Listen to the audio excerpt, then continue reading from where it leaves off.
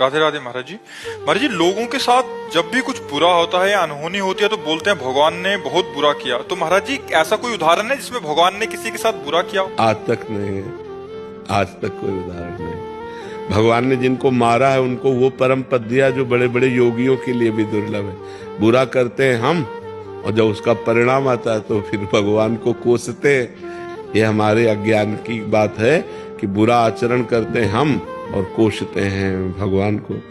जैसे हम हंसी की भाषा में कहें कि सूर्य की ताकत नहीं क्यों अंधेरा दिखा सके, क्योंकि वो जहां सूर्य होगा अंधेरा होगा ही नहीं। तो भगवान है मंगल भवन, तो भगवान मंगल भवन की ताकत ने किसी का मंगल कर दिया हो।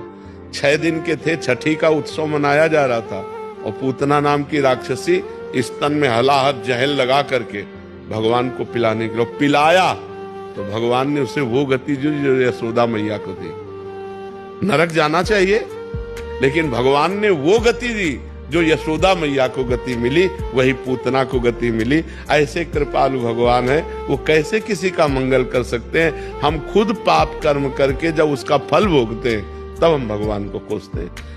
जब मुर्गा की टांग खा रहे थे तब भगवान याद नहीं आए? जब शराब की बोतल पी रहे थे तब भगवान याद नहीं आए? जब पराई बहन बेटी की तरफ गंदी दृष्टि कर रहे थे तब भगवान याद नहीं आए? जब घूस ले रहे थे, जब बेईमानी कर रहे थे तब तुम्हें भगवान याद नहीं आए? दूसरे की हिंसा करने में भगवान याद नहीं आए? तो अब उसका जब फल आएगा तो फिर तुम्हें भोगना पड़ेगा। फिर अवश्य में वो भोक्तव्यम कृतम कर्म शुभाशुभम, तुम्हें भोगना पड़ेगा।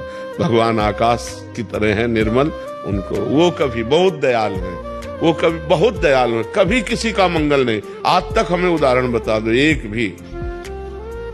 जिनको मारा उनको वो पद दिया जो बड़े बड़े योगियों के लिए दुर्लभ है, जो बड़ी बड़ी साधना करके भी प्राप्त करना असफलता हाथ लग जाती है, उनको सफल कर दिया। राक्षसों को परम पद प्रदान कर दिया, अपना स्वरूप प्रदान कर दिया।